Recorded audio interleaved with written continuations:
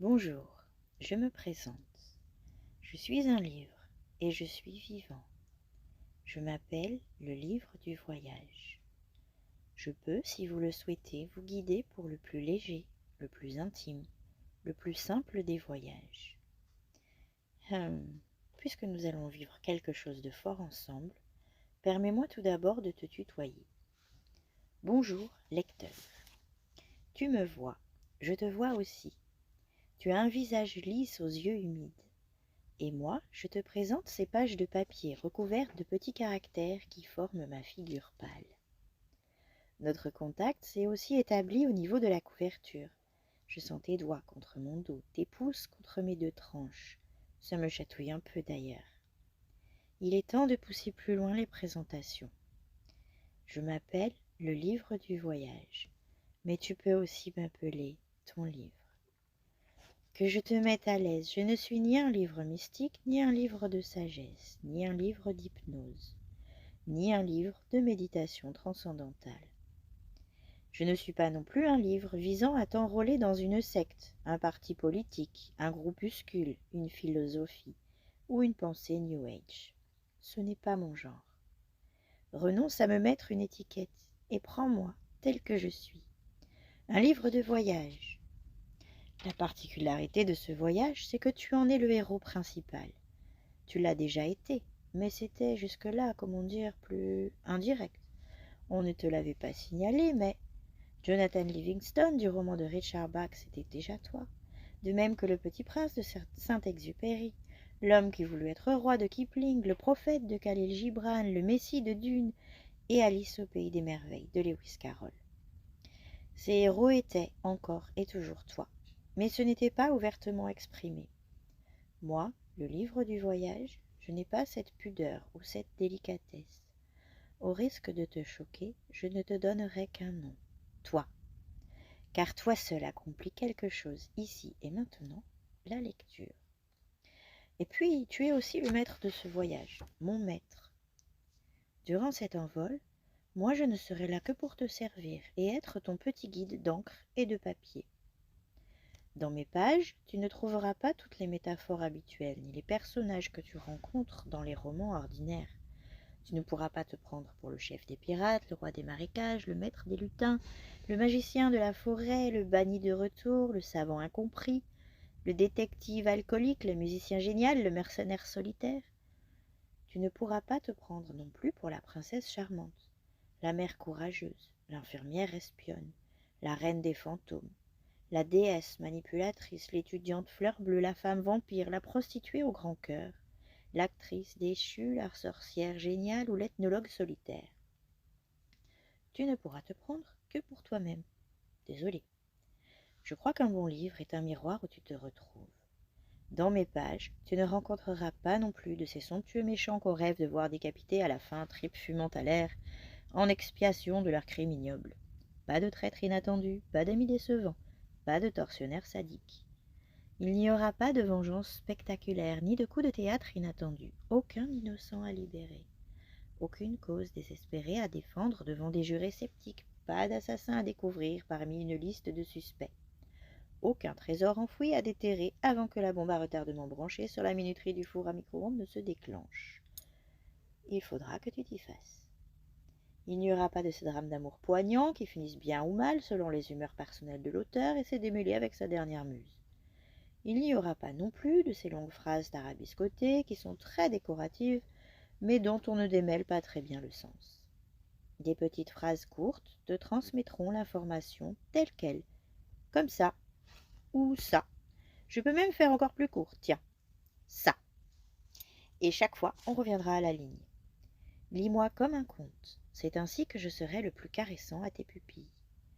Certes, je ne suis qu'un objet. Pourtant, il ne faut pas que tu me sous-estimes. Parfois, les objets peuvent venir en aide aux êtres dotés de conscience. Parfois, les objets sont vivants. Je suis ton livre, et je suis vivant. Je ne suis formé que de fines tranches de cellulose provenant des forêts norvégiennes. Ces mots ne sont que des signes tracés à l'encre de Chine extraite de quelques pieuvres asiatiques malchanceuses. Cependant, la manière dont ils sont agencés pour former des phrases et la manière dont ces phrases peuvent chanter à tes oreilles sont capables non seulement de changer ta perception de cet instant, mais de te changer toi, et donc de changer le monde.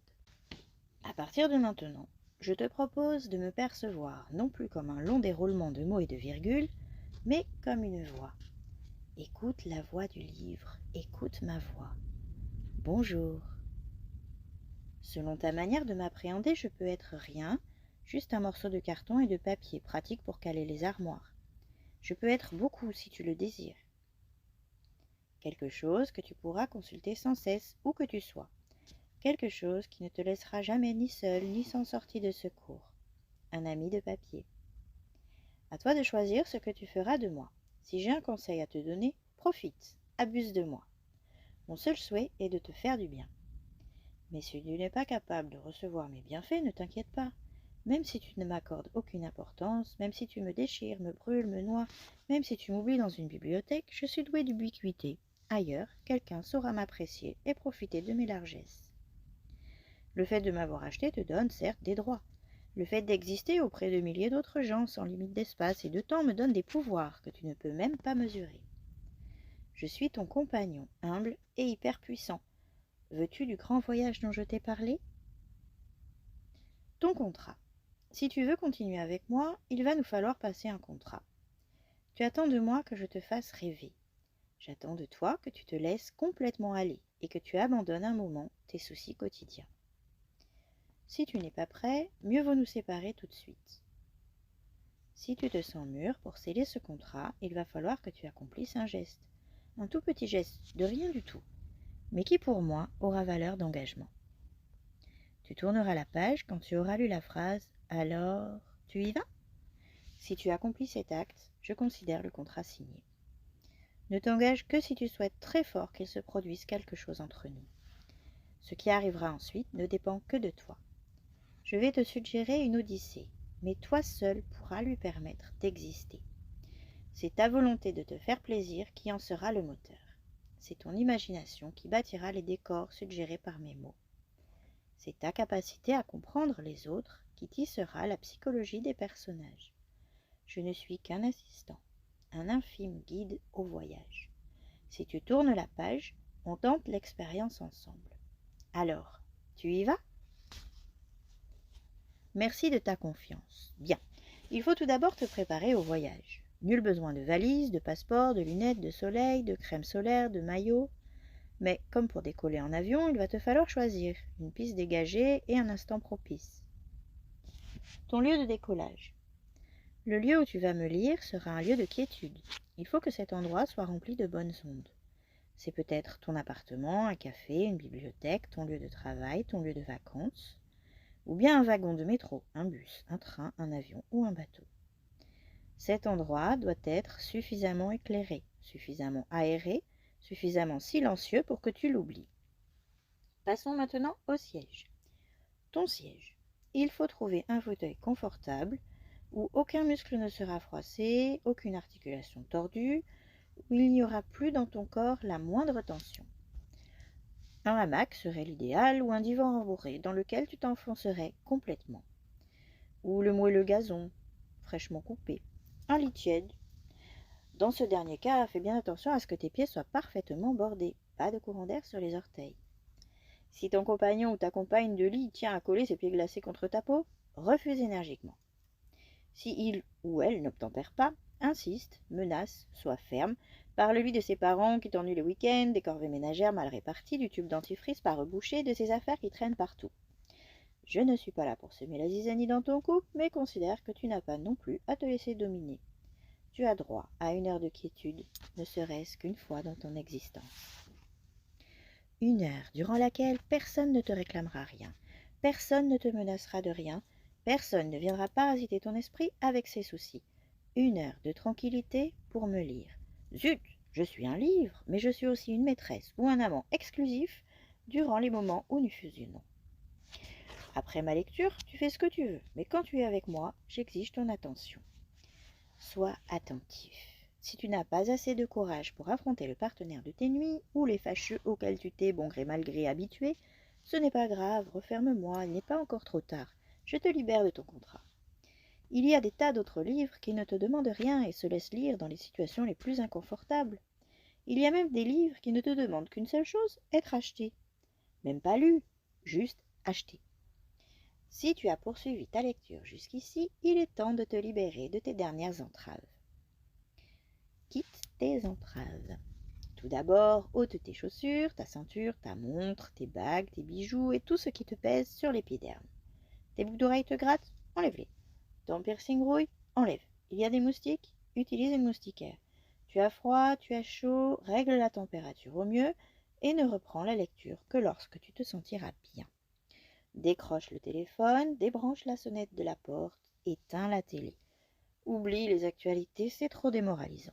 Attends que les enfants soient couchés, range leurs jouets qui traînent dans le salon, ça fait désordre. Débarrasse la table, empile la vaisselle sale dans l'évier, crache ton chewing-gum, éteins ta cigarette et vide le cendrier pour ne pas subir l'odeur du tabac froid. Tu n'as même pas besoin de musique, tu vas voir, c'est moi qui produirai de la musique dans ta tête. Je suis assez puissant pour occuper tous tes sens. Comme ça, juste par le pouvoir grandiose des mots. Apprécie cette éphémère tranquillité que tu t'es aménagée. Détends-toi encore. Il faut que tu saches que chaque fois que tu tourneras une page, nous franchirons une étape supplémentaire pour que tu sois encore plus détendu et pourtant encore plus conscient. Déglutis, bas des paupières, respire un grand coup. Ça va commencer. Ton corps s'apaise. Voilà, pense à ton corps. Au moins une fois dans ta vie, pense à ton corps. Sens ta respiration devenir plus fluide, telle une vague te balançant d'avant en arrière. En avant, tu inspires. En arrière, tu expires. Quand tu inspires, visualise le sang qui surgit de tes extrémités, qui remonte les capillaires, les veines, les artères jusqu'à ton cœur. Milliers de ruisseaux rouges qui se transforment en petits fleuves moutonnants. Ton cœur les aspire. Effet de pompe. Ça pulse. Quand tu expires, perçois ton cœur qui repousse le sang vers tes poumons. Tout le stress et le gaz carbonique ressortent à travers ton souffle. Ça fuse. Inspire. Expire. Nettoie ton sang. Charge-le d'air pur, charge-le d'énergie. Inspire. Expire, ton corps n'est plus que cette vague souple et lente qui te berce mollement, en avant, en arrière. Ta mâchoire se décrispe, tes paupières battent plus lentement. Tu te détends encore un peu plus. Maintenant que tu es apaisé, tu vas profiter de cet instant de totale relaxation pour t'envoler. Ton envol. Imagine un rayon de lumière qui part de ton nombril. Sens ce rayon d'énergie qui chauffe ton ventre et monte vers le plafond. Laisse-toi guider par ma voix. Là, je suis là, à côté de toi et je ne te quitte pas. Tout va bien. Laisse ton esprit se détacher de ton corps comme un papillon se libérant de son enveloppe de chenilles. Imagine-le, ça suffit. Tu n'as pas à avoir peur. Il ne s'agit pas d'un vrai décollage, mais d'une simple escapade de l'esprit. Tu restes, quoi qu'il arrive, le maître de ce livre, et donc de tout ce qui pourra s'y passer, strictement de tout. Quand ce sera fini, tu te souviendras de chaque instant. Il n'y a rien de grave dans ce voyage, nous sommes juste deux copains en balade. Tu me suis? Alors viens mon lecteur.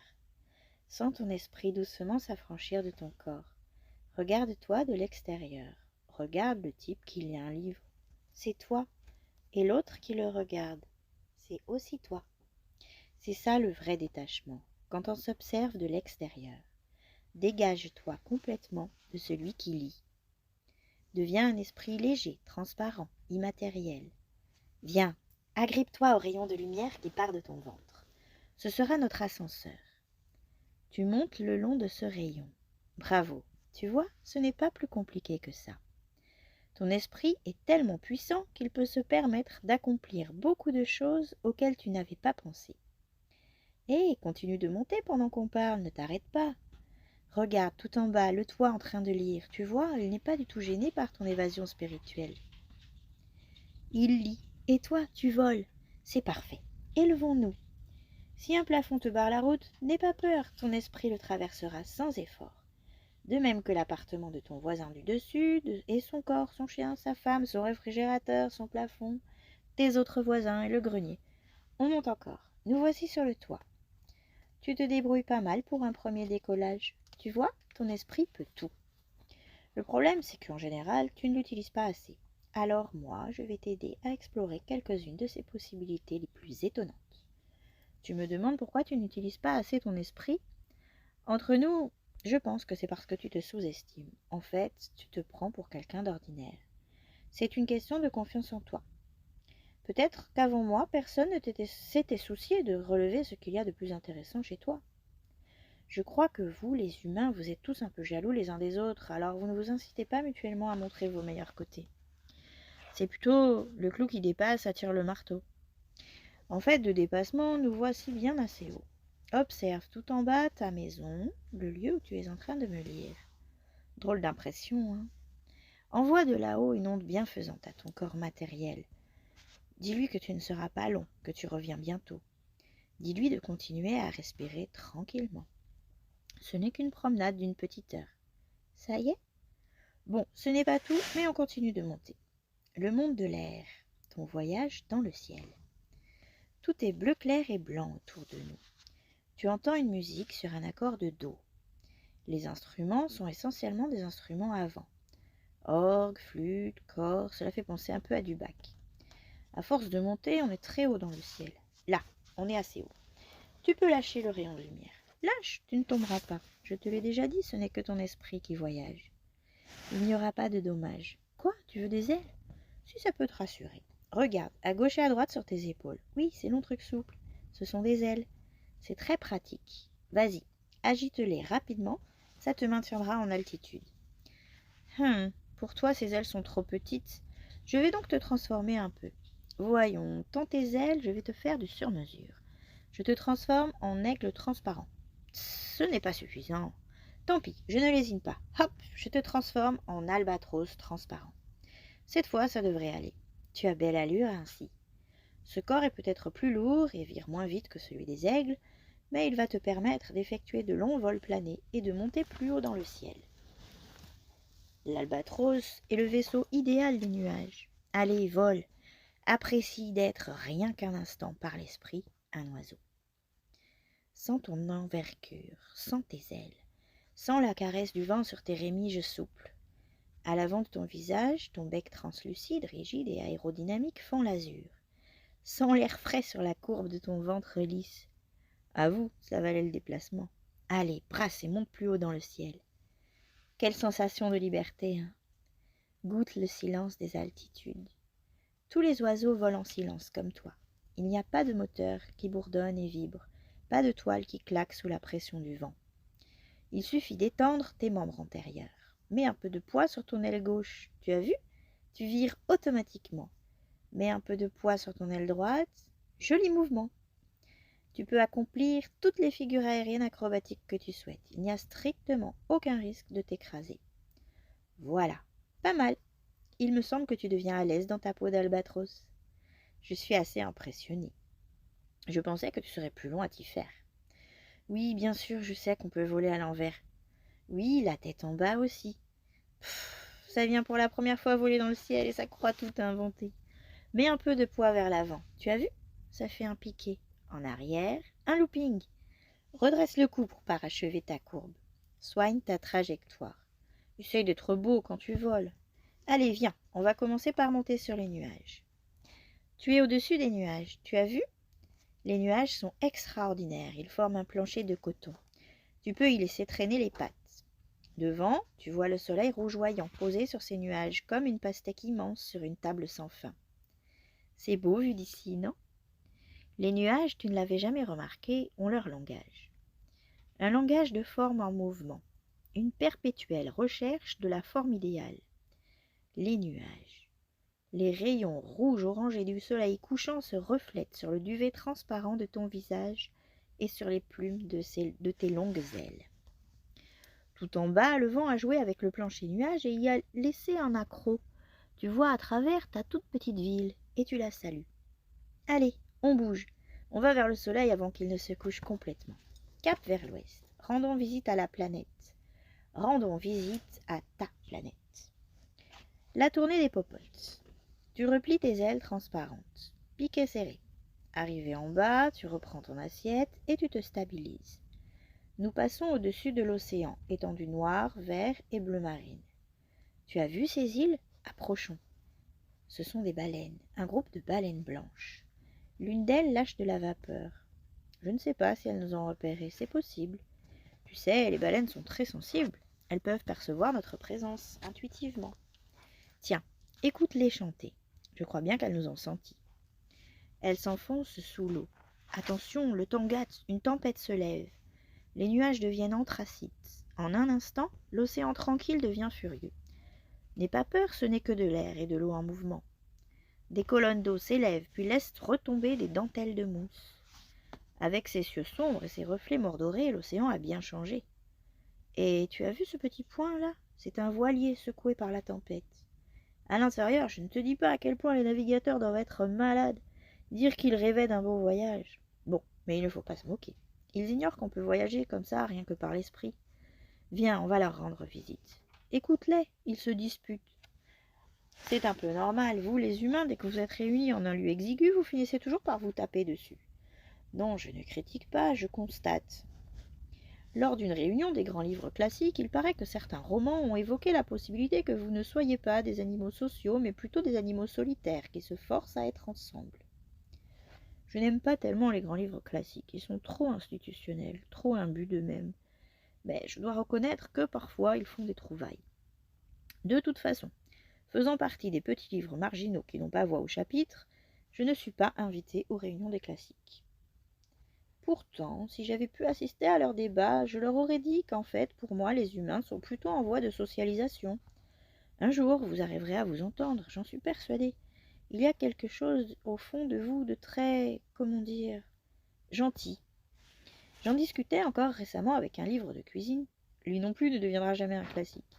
Et il me disait que sur des petites choses, comme préparer un 4 quarts au pruneau, chaque livre a ses propres préférences, vous étiez capable de beaucoup de coopération. Allez, éloignons-nous de la tempête. Nous avons un premier rendez-vous important.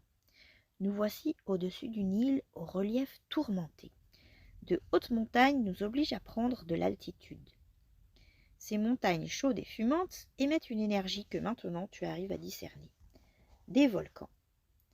À travers leur lave rougeoyante et chaude, tu perçois le sang de la planète Terre, Gaïa. Ta planète est vivante et son sang de lave est bouillant. Tu peux t'approcher de l'un de ces volcans. Immense, il t'apparaît comme une bouche. La terre te parle. Elle émet un son grave, continu, que tu ne comprends pas. C'est un son tellement lourd et subtil que tu ne ressens que ton incapacité à le saisir. Ce premier rendez-vous avec la planète est raté. Mais qu'espérais-tu?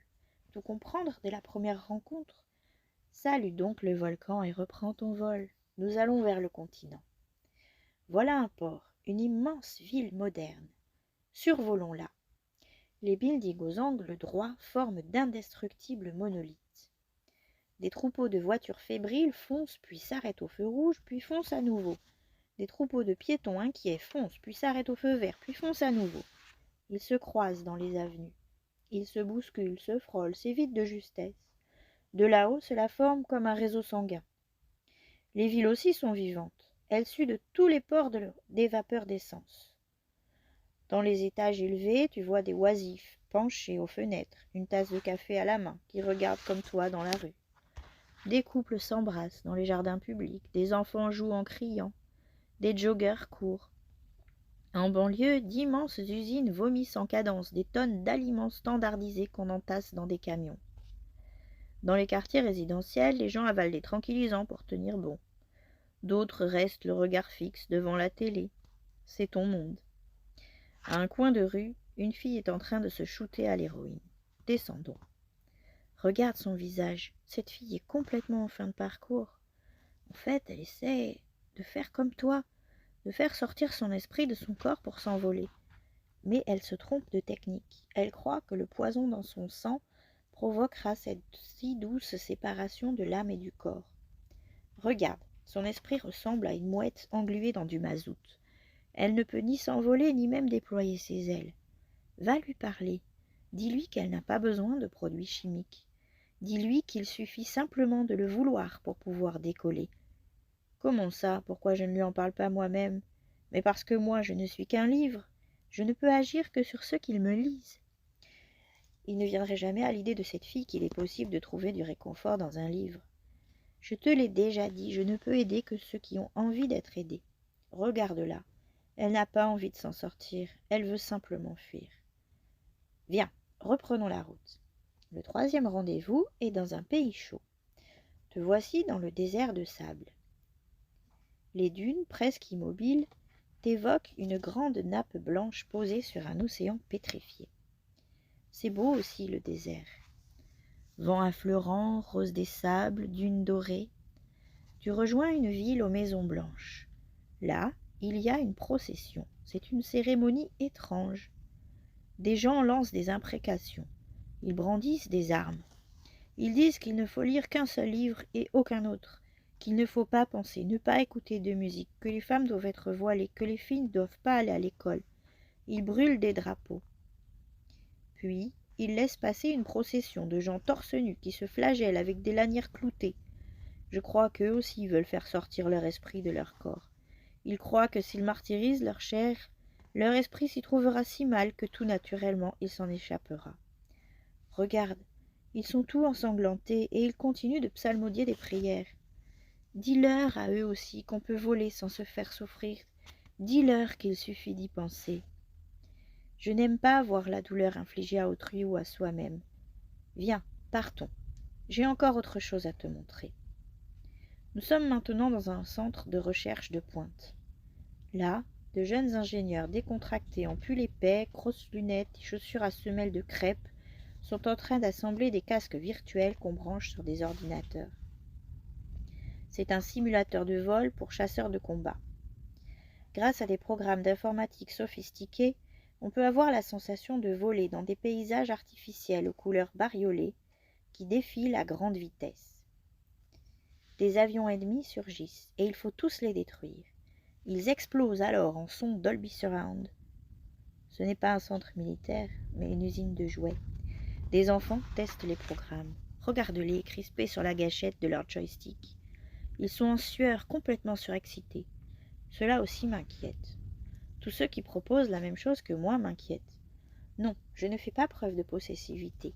Je suis seulement conscient que mon cadeau est si fabuleux que beaucoup veulent le plagier. La drogue, la religion, la connexion des sens par un ordinateur, 3 prix très lourds pour décoller, n'est-ce pas? Tu me demandes s'il faut se méfier de tous les autres pourvoyeurs de voyage? J'aurais tendance à te répondre oui. Pourtant, en toute honnêteté, je dois dire qu'on ne peut pas non plus systématiser. Viens, je vais te montrer autre chose. Nous voici au-dessus d'une réserve d'indiens Navaros. Tu vois ce qu'accomplit leur chaman? Il choisit des plantes hallucinogènes, il les fume, et son esprit s'envole. Regarde, en s'envolant, l'esprit du chaman se transforme en coyote volant.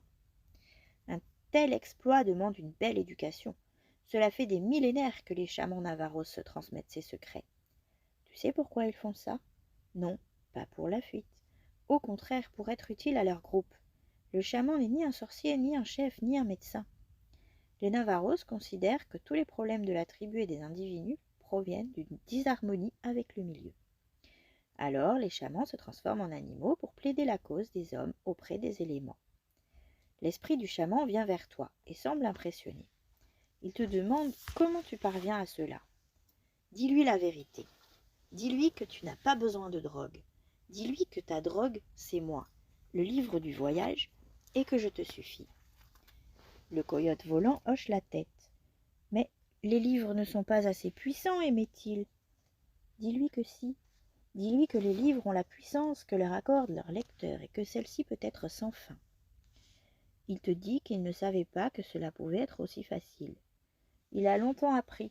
Il s'est longtemps exercé avant que son cerveau et son corps sachent utiliser la fumée des herbes comme déclencheur d'envol.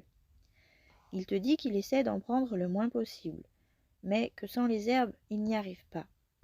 Il te dit qu'il le regrette, que jadis, les grands chamans parvenaient à décoller sans drogue, juste avec des incantations, mais que les pouvoirs chamaniques ont baissé et que lui a besoin de ce carburant.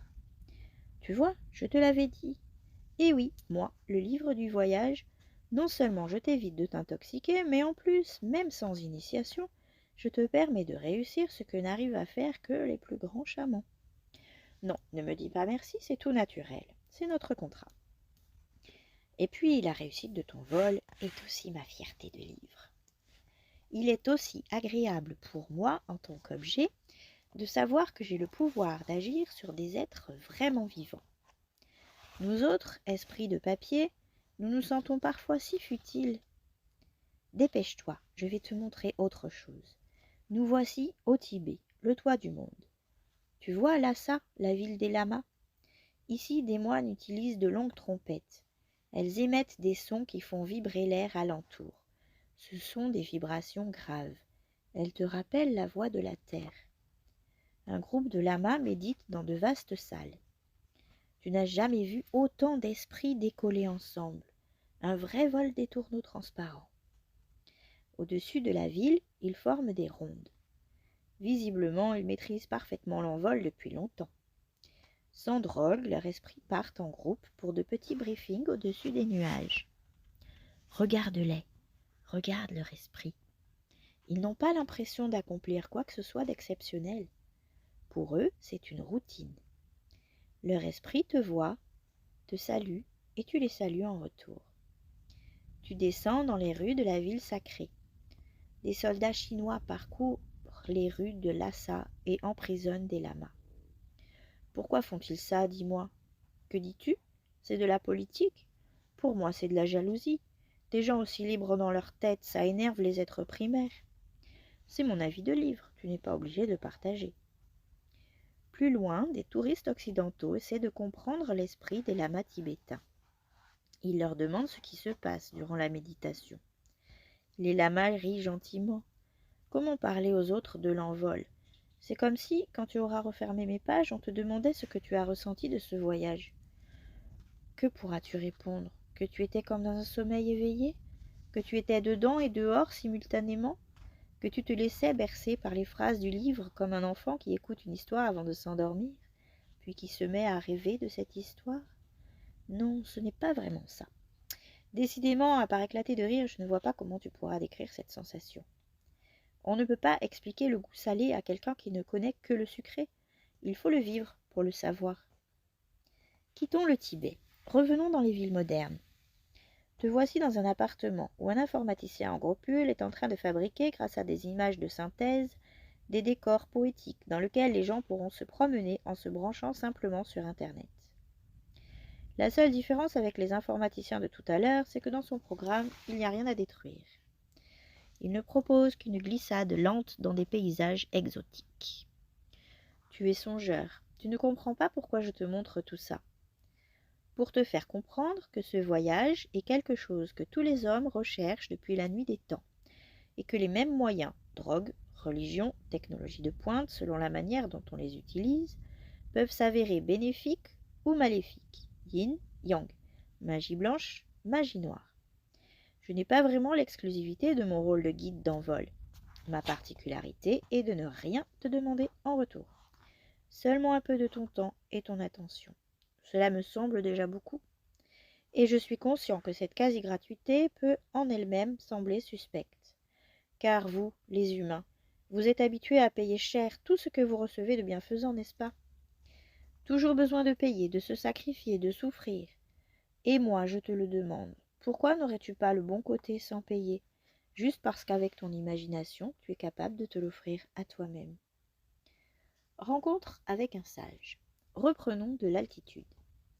Cette fois-ci, nous allons dans un coin que moi seul connais. Regarde.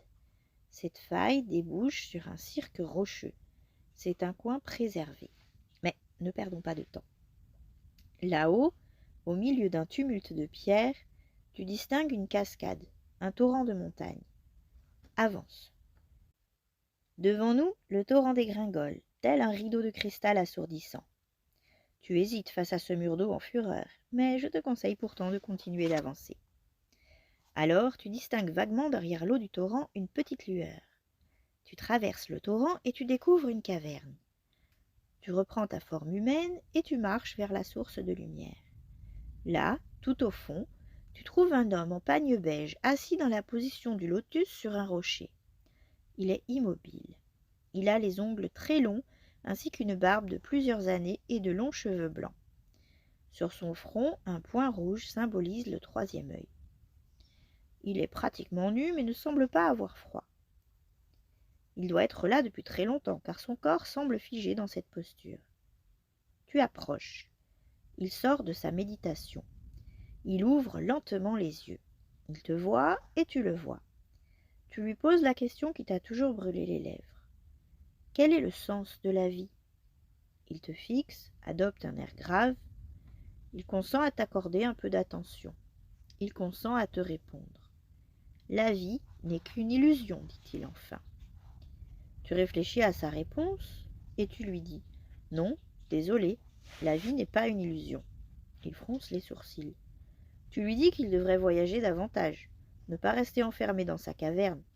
Dehors, il y a des gens qui ont prise sur les choses. Il voit tout à travers le rideau opaque du torrent. Et c'est pour cela qu'il croit que la vie n'est qu'une illusion.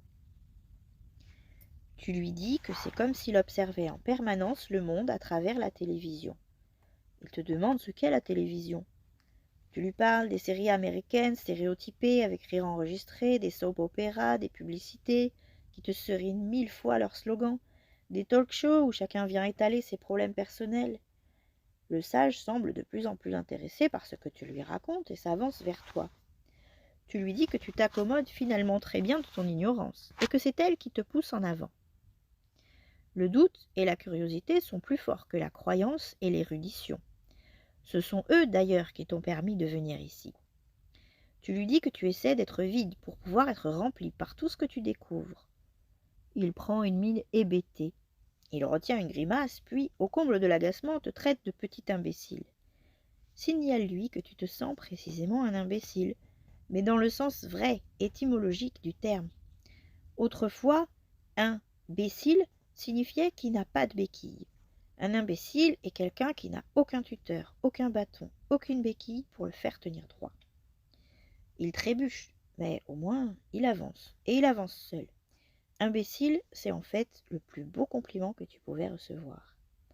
Il te regarde différemment. À cet instant, cher lecteur, tu sais que jamais personne ne pourra mieux que toi découvrir le monde et l'univers. Toi et personne d'autre. Tu n'as pas besoin de sage, tu n'as pas besoin de philosophe professionnel, tu n'as pas besoin de bons conseilleurs, ni de ces tartuffes qui étalent leur esprit parce que, précisément, ils ne savent pas les faire décoller. Ni Dieu, ni maître ne te sont nécessaires. Tu n'as même pas besoin de moi, le livre du voyage, car ton chemin est unique et tu es le seul à le diriger. Le sage prend conscience qu'il a soif, qu'il a faim, qu'il a froid et qu'il s'ennuie tout seul dans cette caverne. Mais tu le laisses là. Tu te sens léger. Tu reprends ta forme d'albatros transparent et nous nous envolons vers de nouveaux horizons. Le monde de la terre, ton terrain. Sous nos corps défile la terre. Tout est marron ou ocre avec des zones de prairies vert clair ou vert foncé. Tu entends une musique sur un accord de sol. Les instruments sont essentiellement des percussions et des voix humaines. Leur composition fait penser à des chants grégoriens, rythmés par des tam-tams africains. Maintenant, nous allons accomplir ensemble quelque chose de très important. Nous allons chez toi. Nous ne rentrerons pas dans ton appartement. Nous allons dans ton vrai chez toi, ton refuge intime, là où tu pourras toujours te ressourcer quand ça n'ira pas. C'est un endroit indestructible, qui résiste à tout, même au temps. C'est un lieu qui n'existe que dans ton esprit. Et pourtant, il n'en est pas de plus sûr. Il faut savoir que dès le moment où tu l'auras découvert, tu pourras ensuite y revenir facilement, même en état de concentration moindre. Pour l'instant, je serai un peu comme un agent immobilier venu te livrer la clé. Ce qu'il y a d'extraordinaire dans ce chez-toi, c'est que tu vas le fabriquer avec ton imagination et ta capacité de construction. Il faut tout d'abord une zone dégagée. Imagine-la, cela suffit. Ce peut être une plage, un plateau en haut d'une falaise, une colline, une montagne, une plaine, une désert, le centre d'une forêt, une île, au milieu d'un océan ou d'un lac. Choisis, vite. Nous partons immédiatement. Étends tes ailes, nous allons examiner tes terres d'en haut. Regarde bien, nous y voici. C'est ici chez toi. Repère le terrain, les arbres, les rochers, ton terrain, tes arbres, tes rochers, tes plantes, ton herbe, ton ciel. C'est sur ce terrain que tu vas bâtir ton refuge. Ton refuge peut prendre toutes les formes que tu désires. C'est peut-être un château gothique, une tanière de terre argileuse, une cathédrale aux vitraux multicolores. Sois l'architecte de ton refuge. Les murs sont à ton gré, en marbre, en briques, en jade, en or, en papier, en verre, en acier, en bois, en paille. Voici ton refuge qui émerge de la terre, telle une immense plante s'épanouissant en accéléré. Là où il y a des fondations pousse un plancher. Là où il y a un plancher poussent des murs. Ne lésine pas sur les moyens. Chez toi, c'est chez toi. Pas de limite à la beauté, la solidité, l'excentricité de ton refuge. Tu peux orner l'extérieur de tours, de tourelles, de gargouilles, de sculptures érotiques. Pour la décoration intérieure, pense à des tableaux, des lampes, luminaires divers, torches, amas de verre luisant. Pille les musées s'il le faut pour avoir le nec plus ultra. Le plafond de la chapelle Sixtine te semble parfait pour ton salon? Prends. Pour ta salle de billard, quelques dahlias pourront être du plus bel effet. De même que quelques toiles de Léonard de Vinci pour l'entrée, et pourquoi pas du Jérôme Bosch dans les salles de bain. Vas-y, prends. Ressors maintenant. Fais le tour de ton refuge à vol d'oiseau. Examine bien chaque détail. Tu es enfin chez toi, bon sang. Chez toi. Regarde de l'extérieur, par les fenêtres, ce que rendent les pièces. Tu peux encore améliorer ton refuge. N'as-tu jamais rêvé d'avoir une licorne dans ton jardin? Une armée de lutins de 15 centimètres de haut entièrement dévoués à ta protection rapprochée? Installe un coin de forêt pour que les elfes te rendent visite discrètement le soir. Les sirènes seront pas mal dans ta piscine olympique, mais pense à leur aménager une tanière aquatique pour qu'elles puissent se cacher. Tu sais comment sont les sirènes, rien de plus timide. Installe un pigeonnier géant pour que les anges viennent te voir plus souvent. Voilà, apprécie. Enlève ce qui te semble alourdir l'ambiance. Quand tu viendras dans ton refuge, il faut que tu aies toujours l'impression d'être dans un nid douillet où tu ne t'ennuieras jamais. Ton refuge est-il au point? Rien à ajouter? Bon, je te donne la clé unique. Tu la scrutes, la soupèses, tu l'introduis dans la serrure et tu ouvres la porte. Tu es évidemment la première personne à venir ici, à franchir ce seuil. Te voilà enfin chez toi, cher lecteur. Trompette! C'est beau, hein? Inspecte les lieux. Tout est exactement comme tu l'as toujours souhaité. La température est idéale. Tu respires l'air de ta demeure et tu reconnais des odeurs familières. Il y règne des odeurs de lait, de gâteau, de rôti, d'encens, de cire d'abeille que tu connais depuis ta prime enfance. Même l'odeur du bois des meubles est un repère qui te rassure. Le bruit de la cheminée avec les bûches qui crépitent, l'odeur de résine. Tu vas dans ton bureau. C'est un lieu de travail, de réflexion, d'entreprise. Tous les objets qui traînent sont reconnus, identifiés. Tu t'assois sur ton fauteuil à ton bureau.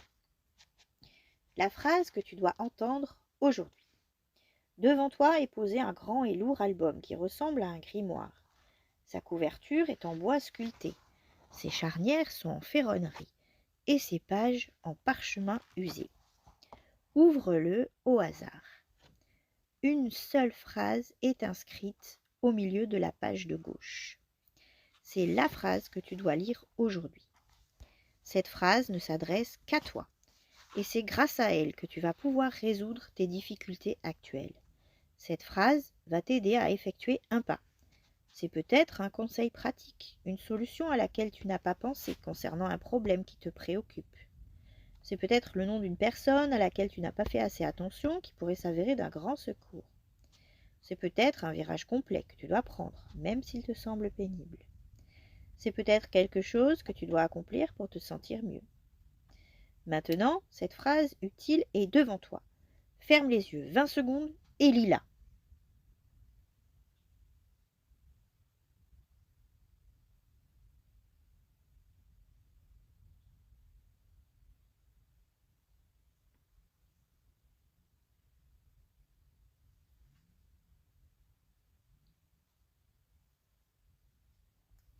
Soupèse bien le sens de chaque mot. Comprends-le en profondeur. Maintenant, prends la grande plume d'oie devant toi et trempe-la dans l'encrier. Tu vas inscrire à côté, sur la page de droite, ta réponse à la phrase du grimoire. Ferme les yeux 20 secondes, elle viendra toute seule, d'un coup.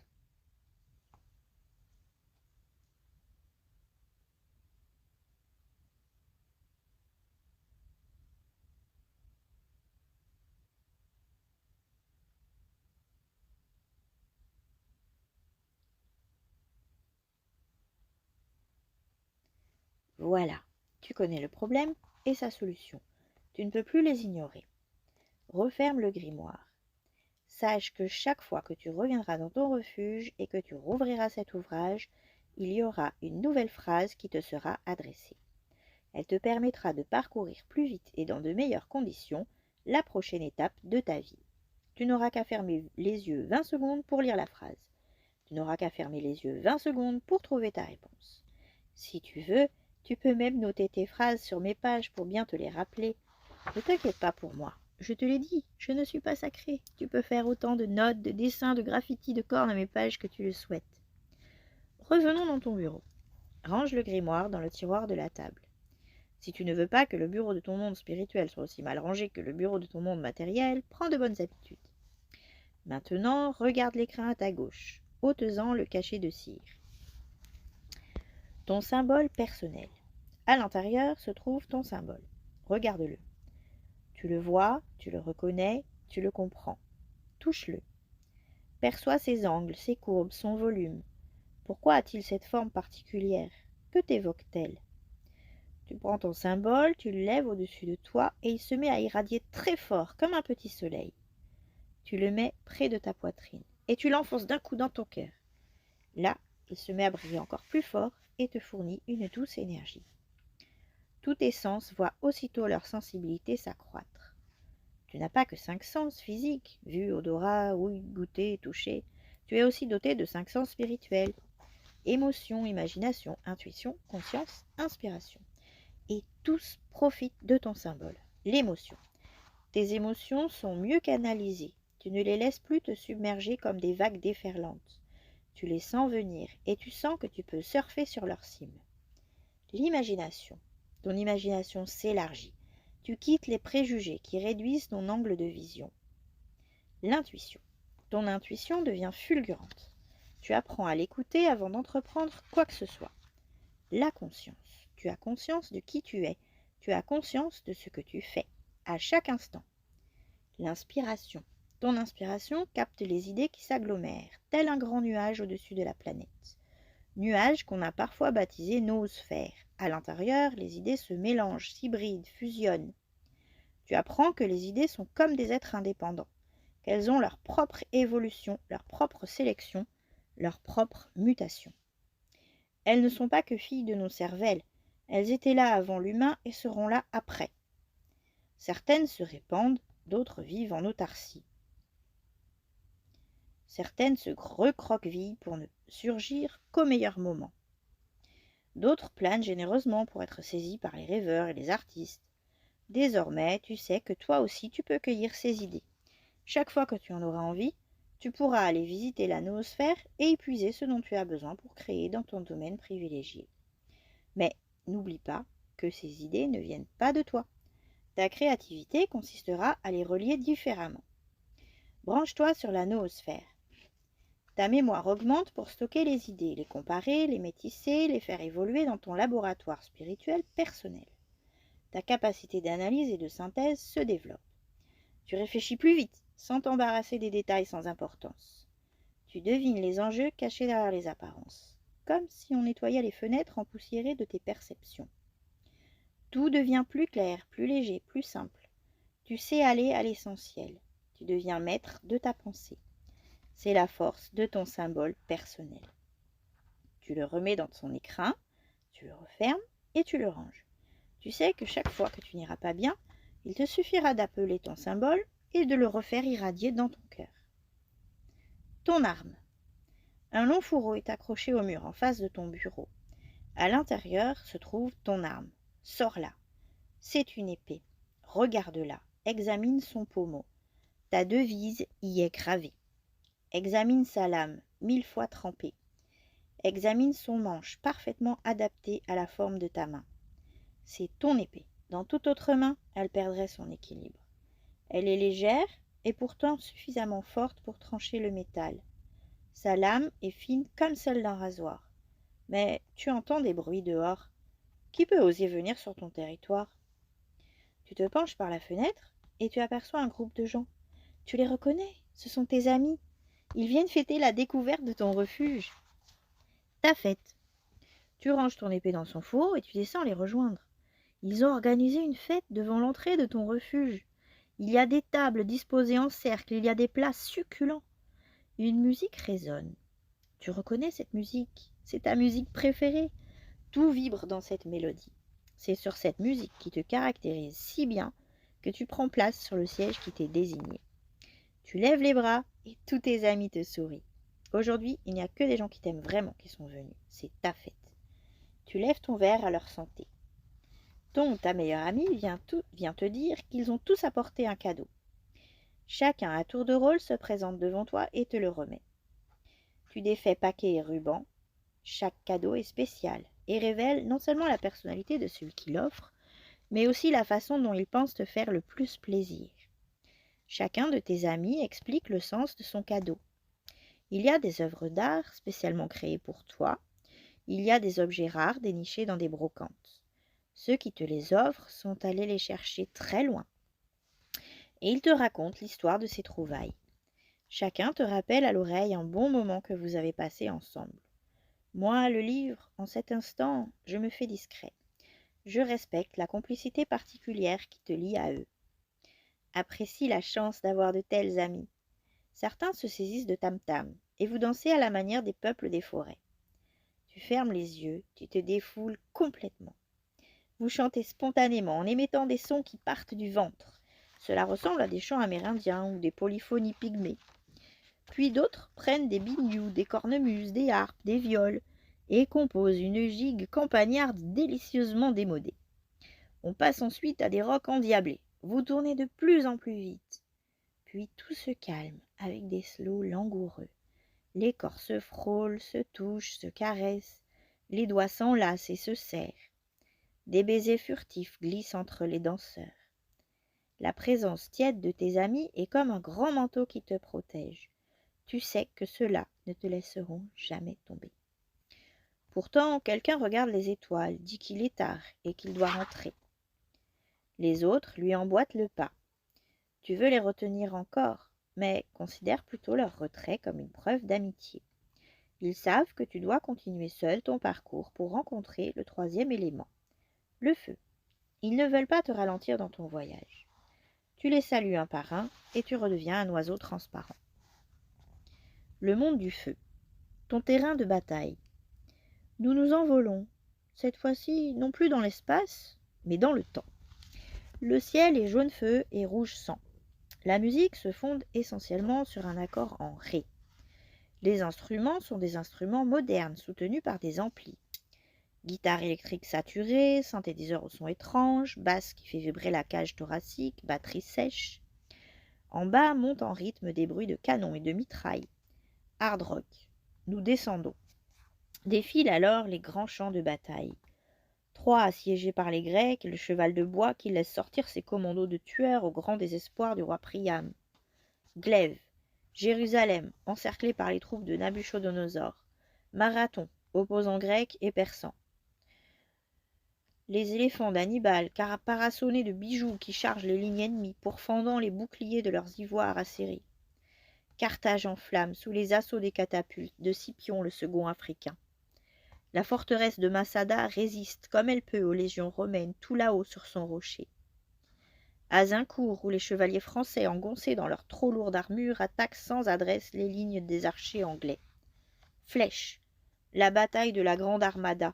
Les navires espagnols obèses tirent de tous leurs flancs débordés contre des petits bateaux anglais rapides et mobiles. La prise de la Bastille par la foule parisienne, canons, Austerlitz, les charges au sabre contre les lignes de baïonnettes qui scintillent. Le son des tambours et des flutios scandent et encourage le travail de tuerie alors que de loin, les stratèges lorgnent le terrain avec leur longue vue. Sébastopol, la révolte des Taiping en Chine, la guerre de sécession américaine, la guerre des Boers en Afrique du Sud. Verdun. Les petits tanks légers aux boulons mal serrés passent au-dessus des lignes barbelées et tirent sur les soldats à cheval. Les hommes, moitié enterrés dans les tranchées debout, prennent des allures de taupe, mitrailleuses, révolution russe, guerre d'Espagne, le bombardement de Pearl Harbor, la bataille de Stalingrad, dans la neige, le sang, la rouille, orgues à roquettes qui éclairent la nuit en feulant, le débarquement en Normandie, les barges qui déversent des soldats courant sur la plage sous le sifflement des balles, bombes atomiques, le champignon s'élevant au-dessus d'Hiroshima, Nagasaki, la guerre d'Indochine, la guerre de Corée, la guerre du Vietnam, la guerre des 6 jours, la guerre Iran-Irak, la guerre du Golfe, les massacres au Rwanda, en Afghanistan. Les conflits déroulent leur violence. Partout, le feu, les râles, les vautours, l'acier, la boue, les chardons, les rats, les corbeaux. Nous atterrissons sur un champ de bataille qui ressemble à s'y méprendre à un sol lunaire, avec ses cratères creusés par les obus. Quelques arbres cassés sans feuilles agonisent. Le ciel est jaune et gris, avec des traînées sciants. L'air s'emplit de relents de fer chaud, de feu, de sang. À l'horizon, on entend des milliers de soldats s'élancer pour tuer, mutiler, détruire. Souffle de lance-flammes, de mortiers, de bazookas. Au milieu des cris, des rafales, les derniers arbres en feu sont comme des torches, éclairant ces étranges cérémonies humaines, toujours plus spectaculaires, toujours plus dévastatrices. C'est là que tu as choisi de combattre, en combat singulier, toutes tes peurs. Tu enfiles ton armure, ton casque, tu serres ton bouclier dans ta main gauche. Lutte contre ta peur de combattre. Le premier de tes adversaires ressemble à un serpent de 20 mètres de long. C'est la représentation de ta peur de combattre. Tu lèves ta paume ouverte, tu appelles ton épée. Elle se place d'elle-même dans ta main. Le serpent rampe, se soulève, se dresse, il est gigantesque. Tu appelles à ton aide un cheval noir aux yeux nerveux, à la longue crinière soyeuse. Il est caparaçonné de plaques métalliques. Sur son poitrail, un long éperon. Sur les flancs, des pointes griffues. Le cheval exhale de l'air bouillant par les naseaux. Tu sens toute sa force animale retenue uniquement par les rênes que tu serres de la même main que ton bouclier. Le cheval se cabre, brasse en l'air de ses pattes avant. Tu lèves haut ton épée. Le serpent géant ouvre sa gueule démesurée et déploie sa langue fourchue. Sa bouche claque près de ton casque. Son souffle chaud et fétide te fait chuter de cheval. Tu te relèves rapidement. Tu serres ton épée. Tu te campes bien sur tes jambes et tu lances ton épée dès que sa tête se trouve à ta portée. Tu le surprends par des mouvements tournants. Tu comprends qu'il n'est pas si difficile à vaincre que ça. Il est à terre. Du tranchant de l'été, tu lui coupes la tête. Tu la soulèves et la brandis vers le ciel. Tu pousses un cri de victoire. Voilà, tu n'as plus peur de combattre. Tu sais que quel que soit ton adversaire, tu peux te mesurer à lui. Justement, survient ton deuxième adversaire. C'est un samouraï muni d'un long sabre noir. Tu reconnais son visage. C'est l'être humain qui t'a nui le plus, celui que tu retrouves parfois dans tes cauchemars. Lui, tu as toujours souhaité le terrasser. Il est enfin là, face à toi. Il se moque de toi et te défie de son sabre. Tu t'empresses de ramasser ton épée, tu la nettoies contre ta cuisse et tu te mets en garde. Il lance son sabre et te frôle. Il enchaîne à toute vitesse des coups que tu tentes de parer de ton bouclier et de ton épée. Tu décides de ne plus subir, mais de prendre le dessus. Il suffit de le décider pour que cela fonctionne. Tes sens sont en alerte. Tu perçois tout très vite. Tu sais qu'il y a un temps infini entre le moment où ton adversaire a décidé de te lancer un coup et celui où tu le reçois. Il t'attaque à nouveau, mais désormais tes parades anticipent chacun de ses coups avec une fraction de seconde d'avance. Plutôt que de le frapper en retour, tu étudies tranquillement son comportement, comme si tu regardais un match de tennis à la télévision.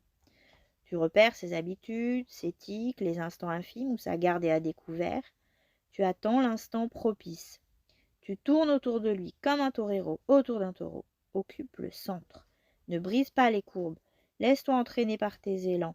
N'arrête pas les assauts de face. Esquive. Pense que ton duel se transforme en danse. Dis-toi que même si tu perds, ce n'est pas grave. Apprivoise l'éventualité de l'échec, mais ne renonce pas à l'esthétique du duel. Tu veux bien perdre, mais en beauté. Ce ne sont pas tes armes, mais ta capacité à saisir ton adversaire qui peut te donner la victoire. Ne crains pas de le comprendre au point de commencer à le trouver sympathique. Aime tes ennemis, c'est le meilleur moyen de leur porter sur les nerfs. Pourquoi est-il si agressif à ton égard? Parce qu'il a peur. Ce n'est pas lui que tu affrontes, mais sa peur maladive. Étudie-le encore, sens en lui le petit enfant qui a peur du loup, qui a peur du noir, qui a peur quand sa maman s'éloigne. C'est pour ça qu'il t'en veut. Plutôt que de combattre, il faudrait l'aider, mais tu sens qu'il n'est plus capable d'écouter qui que ce soit. Tu vas être obligé de l'arrêter. Quand tu sens l'instant parfait, accomplis un petit geste. Un croc en jambe suffit. Il est déséquilibré, il tombe. Cette scène semble se dérouler au ralenti. Son visage avise la surprise. Il continue de tomber. Il s'en veut de s'être fait avoir aussi stupidement. Il rejoint enfin le sol, vaincu. Tiens, tu n'y avais pas pensé, mais naturellement, quand ça ne va plus, on revient embrasser la terre. Tu te penches vers lui.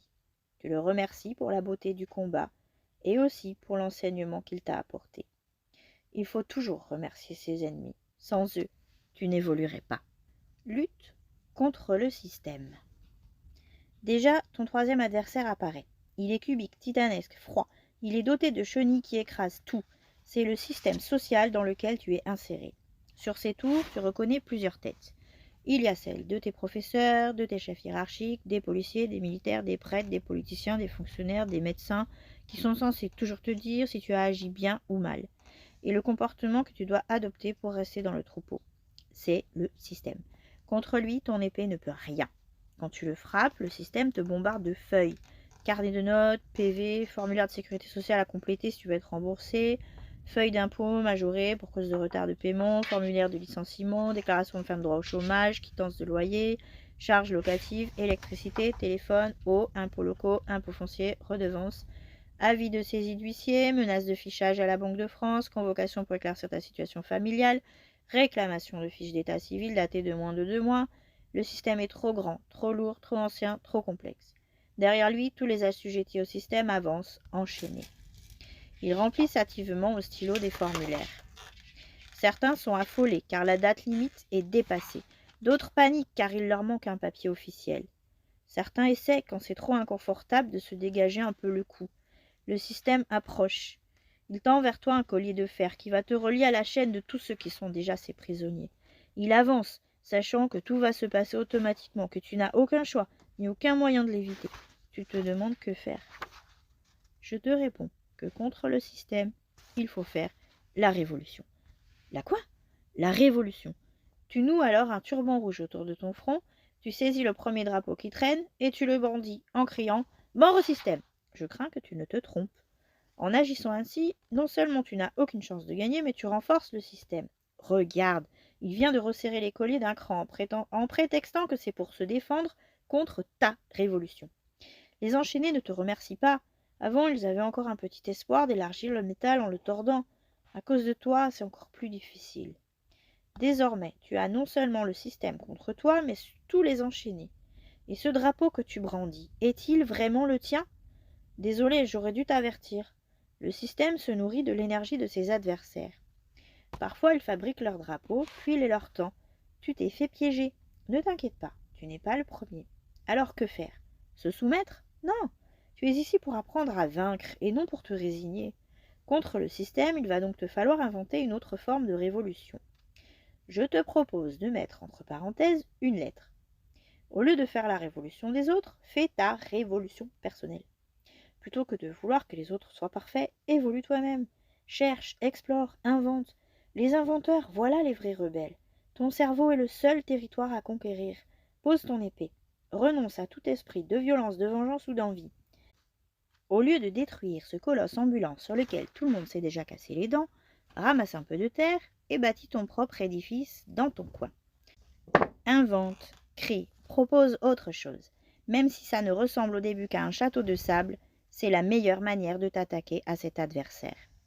Sois ambitieux. Essaie de faire que ton propre système soit meilleur que le système en place.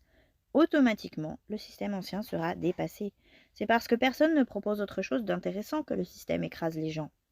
De nos jours, il y a d'un côté les forces de l'immobilisme qui veulent la continuité, et de l'autre, les forces de la réaction qui, par nostalgie du passé, te proposent de lutter contre l'immobilisme en revenant à des systèmes archaïques. Méfie-toi de ces deux impasses. Il existe forcément une troisième voie qui consiste à aller de l'avant. Invente-la. N'attaque pas le système, démode-le. Allez, construis vite. Appelle ton symbole et introduis-le dans ton château de sable. Mets-y tout ce que tu es, tes couleurs, tes musiques, les images de tes rêves. Regarde. Non seulement le système commence à se lézarder, mais c'est lui qui vient examiner ton travail. Le système t'encourage à continuer. C'est ça qui est incroyable. Le système n'est pas méchant, il est dépassé. Le système est conscient de sa propre vétusté, et il attendait depuis longtemps que quelqu'un comme toi ait le courage de proposer autre chose.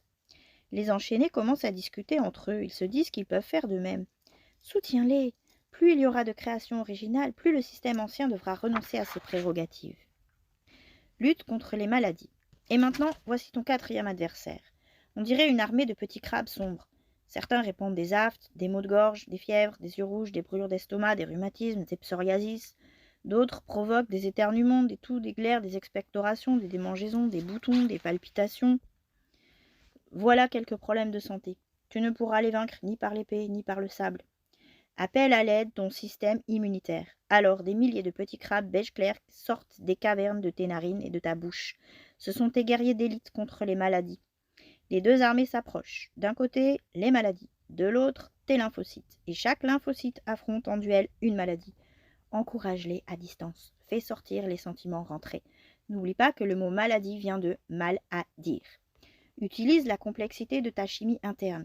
Ton corps sait produire sa morphine, ses anticoagulants, ses désinfectants, ses anti-inflammatoires. Pense-y. Tu es peut-être plus fort contre la maladie que tu ne le crois. Si ton armée ne suffit pas, je vais te proposer une autre tactique. Bats en retraite.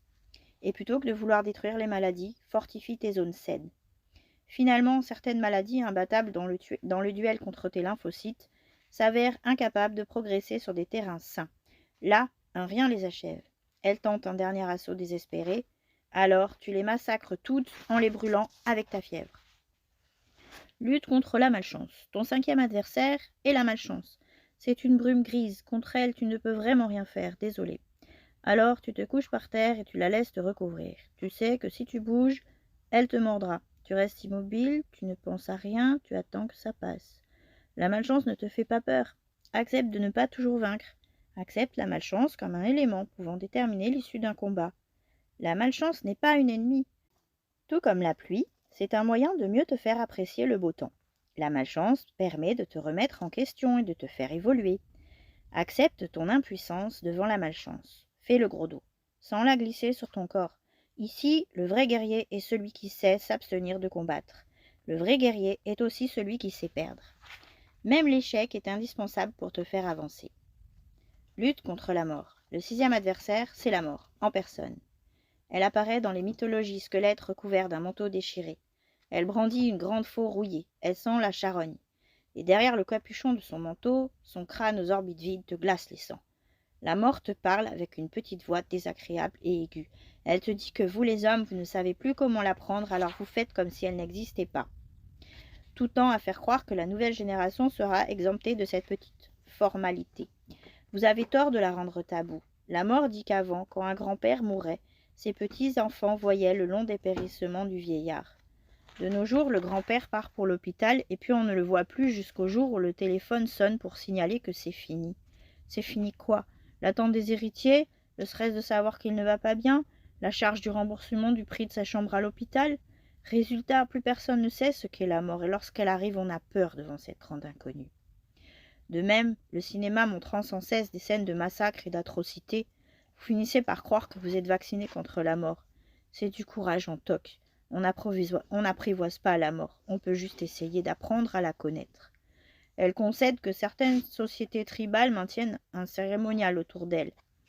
Là-bas, les enfants sont éduqués à l'accepter et à la respecter. Il y a encore des rites mortuaires. Tout le village assiste au départ du défunt et le deuil garde un sens. Mais ces rituels se font de plus en plus rares.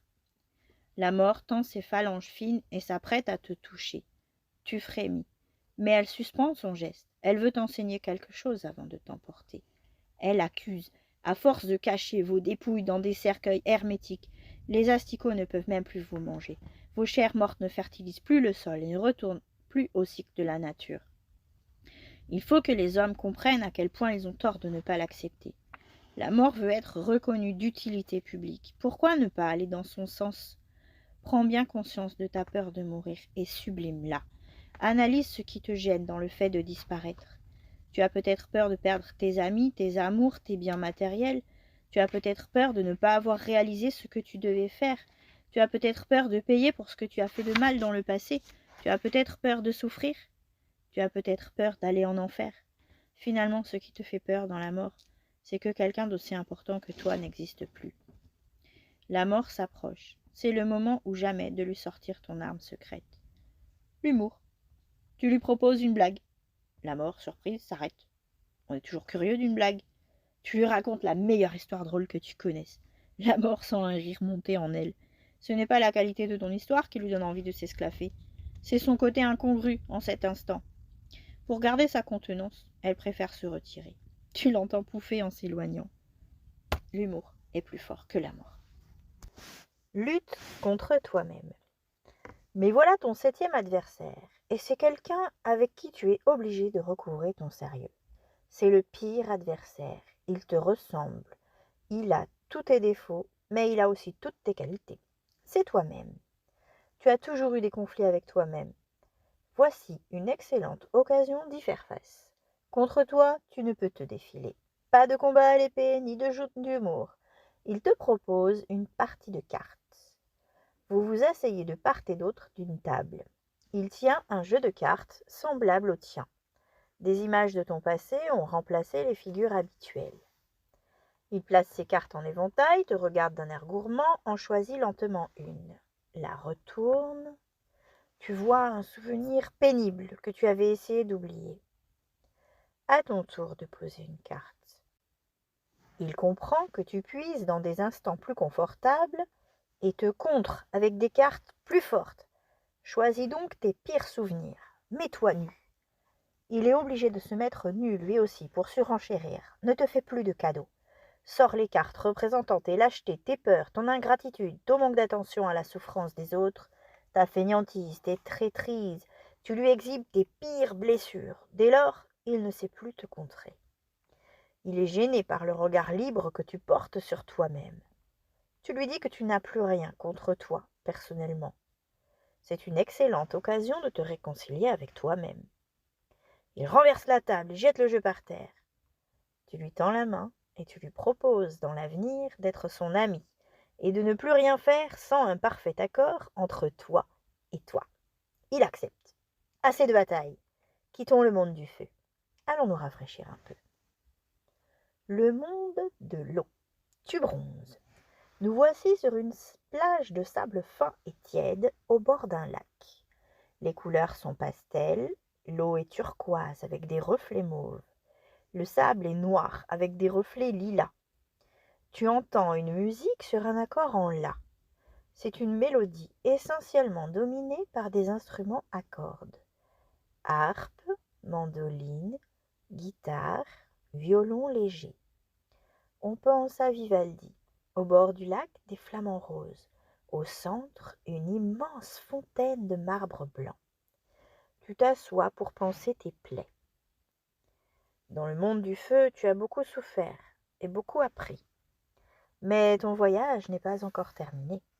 Tu sens que l'eau du lac est bénéfique et tu as envie de t'y baigner. Pas tout de suite.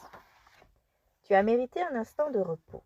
Tu te débarrasses de ton armure, bouclier et casque. Tu lances ton épée en l'air et celle-ci s'envole et va se ranger dans ton refuge. Tu te déshabilles.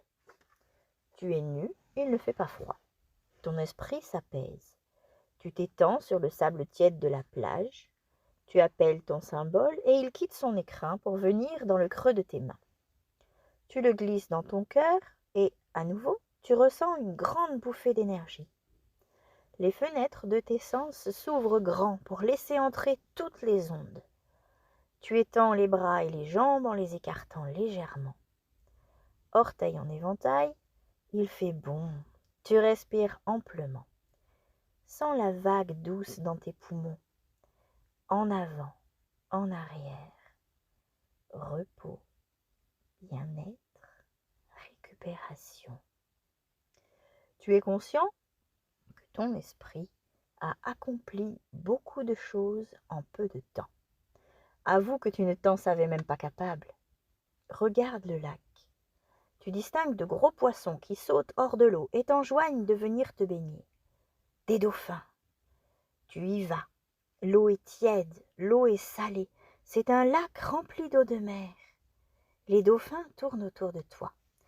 Vous communiquez par télépathie. Ils te disent que jadis ils étaient des mammifères terrestres, mais qu'ils ont préféré revenir dans l'eau parce qu'on peut s'y mouvoir dans toutes les directions sans la moindre gêne. Ils te disent que l'eau est un élément de vie prodigieux. Pas besoin de vêtements, de maisons, de patrie. Ils te taquinent et te proposent de jouer avec eux.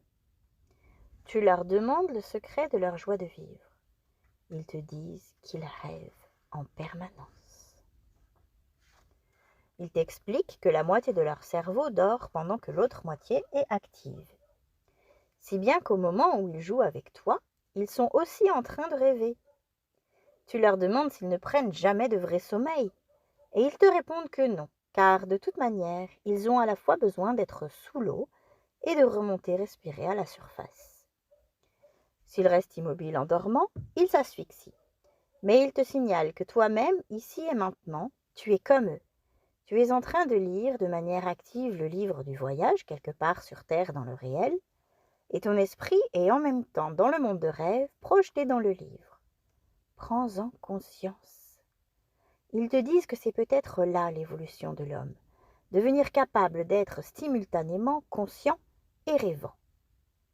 Ils poussent leurs petits cris et se moquent de toi, car le seul fait que tu comprennes cette idée fait de toi un mutant. Esprit mutant, te lance-t-il gaiement. Tu leur rétorques que tu veux bien être évolutionnaire, mais pas mutant. Ils affirment que changer d'esprit est déjà une évolution biologique. Un vieux dauphin dit que si dans 250 000 ans, l'homme ne commet pas de grosses bêtises, il devrait parvenir à la même évolution. Tu fais partie des prototypes des hommes du futur. Tous les dauphins éclatent de rire et t'entourent. Esprit mutant, répète-t-il. Le plus vieux des dauphins approche pour te confier le secret de l'évolution. Il prétend que les chiffres utilisés par les humains, qui sont d'origine indienne, montrent déjà le sens de la vie. Pour les décrypter, il faut savoir que dans le dessin du chiffre, les courbes représentent l'amour, les traits horizontaux l'attachement, les croisements des choix. 1, c'est le stade minéral. Un dauphin saute et trace dans l'air avec son corps le chiffre pour que tu visualises bien sa forme. Un autre t'explique 1 ne ressent rien. Il est là. Il n'y a pas de courbe, pas de trait horizontal, pas de croisement non plus. Donc pas d'amour, pas d'attachement, pas de choix. Au stade minéral, on est sans pensée. 2, c'est le stade végétal. Le dauphin dessine le chiffre en sautant au-dessus de l'eau. Il y a un trait horizontal en bas. 2 est rattaché au sol. La fleur est fixée au sol par sa racine et ne peut donc se déplacer. Il y a une courbe dans la partie supérieure, la tige de la fleur. 2 aime le ciel. La fleur se fait belle, remplie de couleurs et de gravures harmonieuses afin de plaire au soleil et aux nuages. 3, c'est le stade animal, avec ses 2 courbes en haut et en bas. 2 dauphins sautent pour composer les 2 boucles. On dirait 2 bouches ouvertes superposées. Le dauphin approuve. C'est la bouche qui embrasse disposée sur la bouche qui mord. 3 ne vit que dans la dualité. J'aime, j'aime pas. Il est submergé par les émotions. Il n'a pas de traits horizontaux, donc pas d'attachement ni au sol ni au ciel. L'animal est perpétuellement mobile. Il vit dans la peur et dans le désir.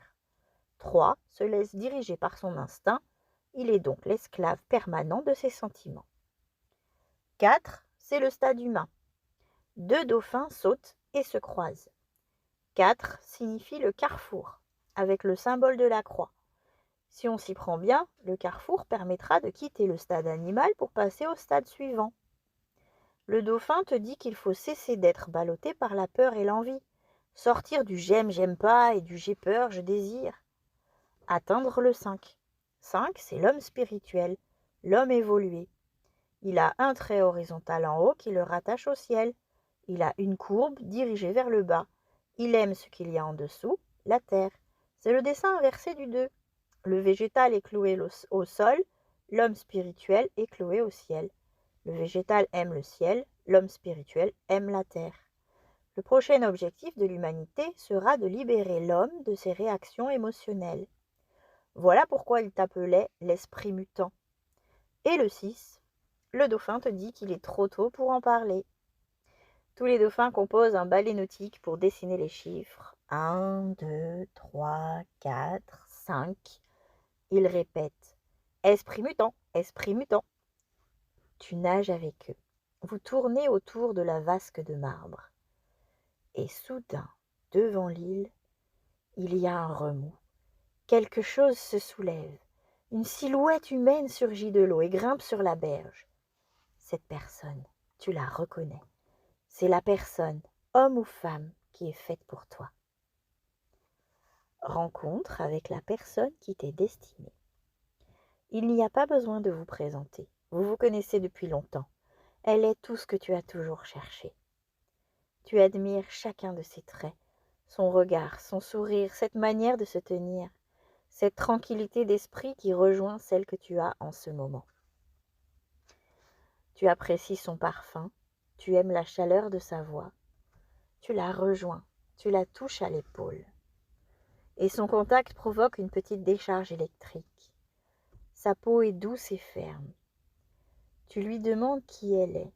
Elle préfère te dire qui tu es, toi. Elle te parle de toi et tu es étonné qu'elle en sache autant sur tes secrets les plus intimes.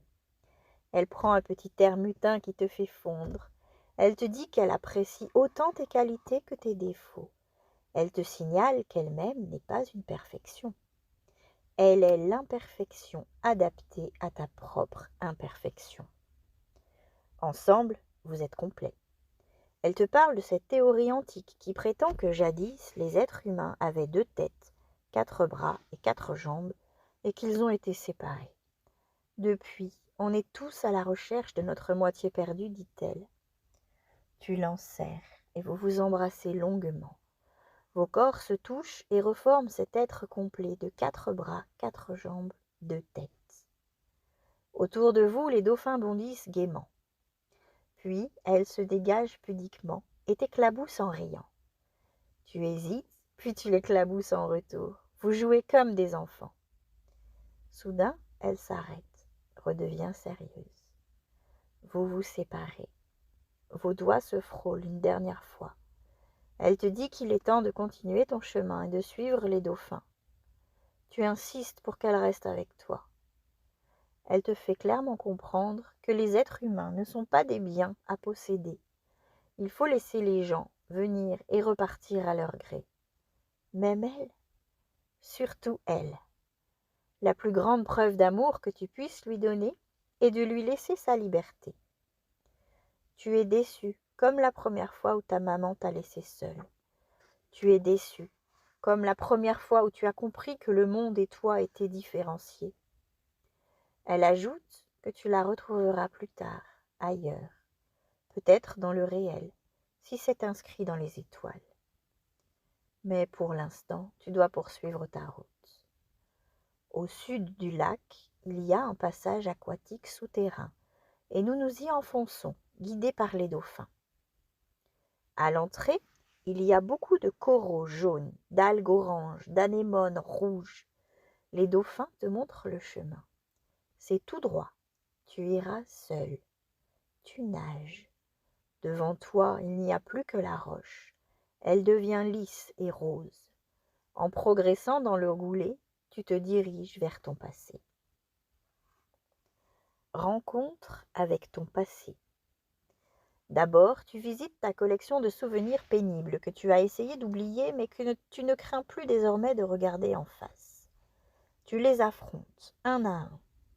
Les humiliations, les injustices, les incompréhensions, les abandons, les trahisons, les malveillances des autres à ton égard. Tu comprends pourquoi tu as réagi ainsi à l'époque et comment tu aurais pu réagir mieux. Tu t'aperçois que certaines situations pénibles se reproduisent régulièrement dans le même enchaînement précis d'événements. Tu comprends que c'est toi qui te débrouilles pour, dans ces situations précises, aboutir à ce résultat précis. Tu enregistres les scénarios d'échec et tu analyses froidement, scientifiquement, avec détachement, à quel endroit tu t'es trompé, à quel moment tu as baissé les bras. Tu en déduis comment éviter les mêmes erreurs. Tu comprends l'enseignement de chacun d'eux. Puis, tu assistes au défilé de ta collection d'instants heureux. Tu t'aperçois que certaines situations agréables se reproduisent régulièrement dans le même enchaînement précis d'événements. C'est toi qui as trouvé le truc pour que chaque fois ça réussisse. Tu enregistres les scénarios de réussite et tu vois pourquoi cela fonctionne. Puis tu réfléchis aux moyens de parfaire ta méthode. Tu t'aperçois que tes victoires n'étaient que des demi-victoires et que c'est souvent par manque d'audace que tu n'as pas osé t'emparer de la récompense que tu aurais pu obtenir. Tu ne te sentais peut-être pas digne de tant de réussite. Si l'école t'a préparé à gérer les difficultés, il aurait aussi fallu qu'elle te prépare à gérer les succès. Tu peux aller bien plus loin dans les scénarios de réussite. N'aie pas peur de la victoire. Nage. Tu continues d'observer tes instants de joie, de plaisir, de bonheur, de tendresse. Tu constates que finalement, les instants agréables sont bien plus nombreux que les instants désagréables. Dans le goulet, les parois roses deviennent rose foncé, puis rouge foncé. Tout devient plus sombre, pourpre. Au bout du tunnel, tu distingues une fente de lumière. Elle s'élargit pour devenir un grand losange blanc. La lumière est de plus en plus forte. Tu veux faire demi-tour, mais deux mains ont surgi qui t'attrapent. Tu es tiré en avant. Tu perçois une voix assourdissante. Continuez, ça vient. Le losange est bien trop étroit pour te laisser passer. Ton crâne mou se comprime à l'extrême. Tu as envie de crier, mais tes poumons sont remplis de liquide. Tu es dehors à présent. La lumière est aveuglante. Court instant de panique. Il fait froid, des voix crient, des gens masqués te regardent. Tu veux leur hurler de se taire, de te ficher la paix, d'éteindre la lumière, qu'on te remette là où tu étais, dans l'eau, avec les dauphins et l'être complémentaire. Bon sang, tu commences déjà à oublier son visage. Le reconnaîtras-tu quand tu seras grand ? Mais tu n'arrives toujours pas à respirer, tu es comme un poisson sorti de l'eau qui s'asphyxie. Tu me demandes pourquoi je ne viens pas à ton secours. Désolée, là, je ne peux rien faire pour toi. Comme le dit mon ami, le roman La machine à explorer le temps, on ne sait toujours pas jouer avec le passé. C'est un instant qui s'est déjà produit. Je ne peux que t'inviter à y assister. Tu ne pourras pas changer ta naissance, mais tu pourras la voir différemment. Des mains gantées de caoutchouc te mettent à l'envers. Pendu, la tête en bas, c'est assez désagréable. On te tape fort dans le dos. Ah, les brutes! Moi-même, j'ignorais que vous vous infligiez dès le début de tels désagréments. Je comprends mieux maintenant que certains d'entre vous deviennent agressifs par la suite. Tu n'arrives toujours pas à crier. Tu sens qu'autour de toi, la tension monte. Aujourd'hui, tu connais ton premier stress. Tu connais aussi ton premier public impatient. Qu'attend l'artiste pour se mettre à chanter ? C'est vrai, pourquoi tu n'as pas pleuré tout de suite ? C'était si pénible que ça, cette naissance. Quoi ? Trop de lumière, trop de bruit. Tu sais, à bien y réfléchir, on est tous passés par là. Tu crois qu'à ma naissance, sur les rotatives offset, il n'y avait pas de lumière et de bruit ? Vas-y, qu'est-ce que tu attends ? Crie, pleure, crie. Il faut que ce cri parte du ventre et qu'il sorte comme un geyser. Ah, mieux que ça, plus fort. Ah, ouf, ça y est, tu as réussi. Du coup, le liquide que tu avais emmagasiné dans tes poumons est expulsé. C'est ta première expression.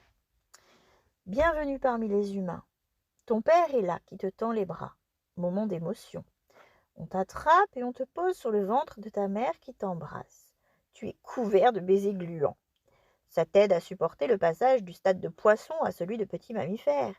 Ça t'aide à supporter de ne pas être un dauphin. Tu respires à nouveau, tu bats des paupières. Quelqu'un tranche ton cordon ombilical avec des ciseaux de métal glacé. On y fait un nœud. Tu as envie qu'on te raccroche à ta mère. Mais il ne t'écoute pas. Tu pleures aussi pour ça. Rencontre avec tes ancêtres. La salle de naissance est toute en longueur et semble s'allonger à perte de vue. Tu t'aperçois qu'il n'y a pas que l'accoucheur et les sages-femmes. Une petite foule de gens t'attend. Tu les regardes, tu reconnais certains visages. ce sont tes ancêtres. Au premier rang, tes parents. Ils t'expliquent pourquoi ils ont décidé d'avoir. Ils racontent comment ils ont vécu ta naissance. Ils te racontent quelques anecdotes que tu ne connaissais pas sur ta prime enfance. Ils te racontent leur propre jeunesse, leurs réalisations, leurs ambitions, ce qu'ils ont souhaité, ce qu'ils ont réussi, ce qu'ils ont raté et ce qu'ils espéraient que tu réussisses. Ils te disent pourquoi ils t'aiment. Et tu n'aperçois que ce n'est pas seulement parce que tu es leur enfant et qu'ils t'apprécient en tant qu'individu à part entière. Tu les embrasses et les remercies pour tout ce qu'ils ont fait pour toi. Si tu crois avoir des griefs à leur égard, oublie-les. Tu leur dois la vie. Si tu te crois meilleur qu'eux, à toi de le prouver avec tes propres enfants. Derrière eux se trouvent tes 4 grands-parents. Eux aussi racontent leur histoire. Comment ils se sont rencontrés, pourquoi ils se sont aimés, mariés. Tu comprends que tu as hérité de certains traits de caractère précis. Un de tes grands-pères, le plus sage, te donne un conseil. Ne gaspille pas ton énergie dans des choses qui n'en valent pas la peine. Prends ton temps pour entreprendre ce qui te semble important. L'autre grand-père te parle. Il te dit que tu as le droit d'être égoïste. Si tu réfléchis bien, au bout de l'égoïsme, tu t'apercevras que ton intérêt direct est de t'occuper des autres. À quoi ça t'avancerait d'être tout seul, bien dans ta peau, entouré de gens qui stressent? Une de tes grand-mères le rabroue. Son idée, c'est qu'il faut expérimenter chaque situation, y compris les mauvaises. Il faut se fourvoyer pour trouver le bon chemin. Elle te dit, comme moi, de fuir les bons conseilleurs. L'autre grand-mère approuve. Tu dois faire l'apprentissage de tes erreurs, pas moyen d'y échapper. La pire chose qui puisse t'arriver, c'est d'avoir une vie terne et sans erreur. Derrière eux encore, tes 8 arrière-grands-parents. Ils portent le costume de leur époque. Ils te racontent fièrement les découvertes et les bouleversements de leur vie. Voici ensuite que viennent tes 16 arrière-arrière-grands-parents. De ceux-là, tu as à peine entendu parler. Enfin, tes 32 arrière-arrière-arrière-arrière-grands-parents.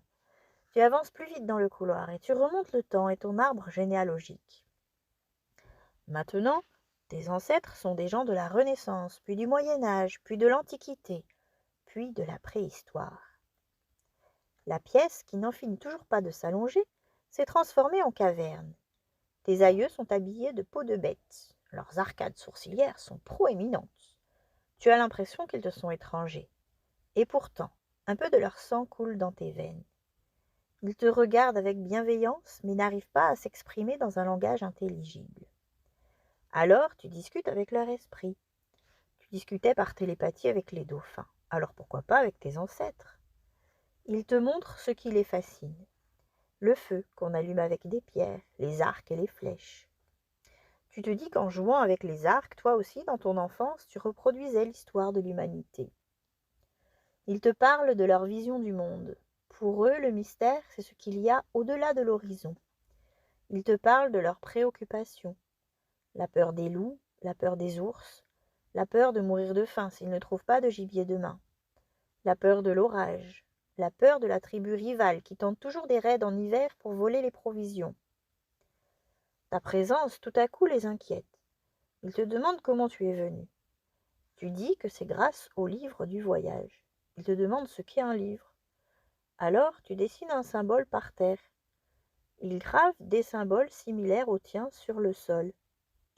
Tu corriges leurs erreurs. En faisant voyager ton esprit dans le passé, tu es en train de lancer les prémices de l'écriture et donc de donner la possibilité à ce livre d'exister. Quel paradoxe vertigineux! Tu recules et tu vois ton arbre généalogique. Tu es le tronc. Au-dessous de toi, il y a des enchevêtrements de racines. Au-dessus, des branchages à foison. Là-haut, ces feuilles, ce sont tes enfants, leurs petits-enfants. L'arbre de ta lignée est lui-même une racine qui se mêle à des milliards d'autres racines pour former l'arbre de l'humanité. Les nœuds dans les écorces des branches sont les crises qui rythment l'évolution de l'espèce. Ce sont les guerres, les migrations, les inventions, les explorations, les conflits sociaux, les crises économiques, les coups d'État. Revenons voir tes aïeux. La pièce de salle d'accouchement s'était transformée en caverne. Elle s'ouvre maintenant sur la forêt. Te voici au milieu des frondaisons. Tu vois un ancêtre qui ne se tient plus sur 2 pattes, mais sur 4. Il est poilu, ressemble à un singe. Tu lui caresses la tête, tu essaies de lui serrer la patte. Écoute son esprit. Il te dit que les félins qui viennent voler les enfants quand ceux de sa horde dorment dans les branches lui causent bien des soucis. Il a peur de ne pas trouver à manger. Il a peur que demain le soleil ne revienne pas. Tu continues sur cette branche. Maintenant, les êtres qui sont devant toi n'ont plus rien d'humanoïde. Ce bisaïeul ressemble à une musaraigne craintive, et celui-là à un lézard à la peau écailleuse. Dans son regard, tu ne lis plus rien de familier. Dans son esprit, il n'y a plus que 2 préoccupations. Où vais-je trouver à manger et où vais-je trouver une femelle? La longue branche descend vers l'océan, où tu découvres ton ancêtre poisson. Tu continues et tu tombes sur une sorte d'algue bleue. La télépathie ne t'est d'aucune aide. Les éléments ne pensent pas, ils vivent. Ne les méprise pas. Penser à rien, c'est quelque chose dont tu n'es même pas capable. Il y a toujours une pensée dans ta tête, ne serait-ce que ta volonté de ne penser à rien. Après l'algue bleue, tu tombes sur un être unicellulaire. Tu avances. Maintenant, ce n'est même plus une cellule, c'est une molécule d'eau, puis un atome d'hydrogène, puis un quark. Et avant d'être quark, il était énergie pure. Il était lumière, chaleur. Tu as dans ton sang le souvenir du Big Bang originel. Perçois-le. Voilà d'où tu viens, du plus profond de ton être, d'un grand feu d'artifice qui a éclaté un jour dans l'univers. Tu observes le Big Bang de l'intérieur. Tu lui demandes pourquoi tu existes plutôt que rien. Tu lui demandes pourquoi ta conscience, simplement en me lisant, est capable de se projeter jusqu'ici. Et le Big Bang, gigantesque explosion, t'explique pourquoi tu es né, toi en particulier. Écoute bien. Si tu le veux, reste un peu dans le Big Bang originel. Nage dans la lumière fossile.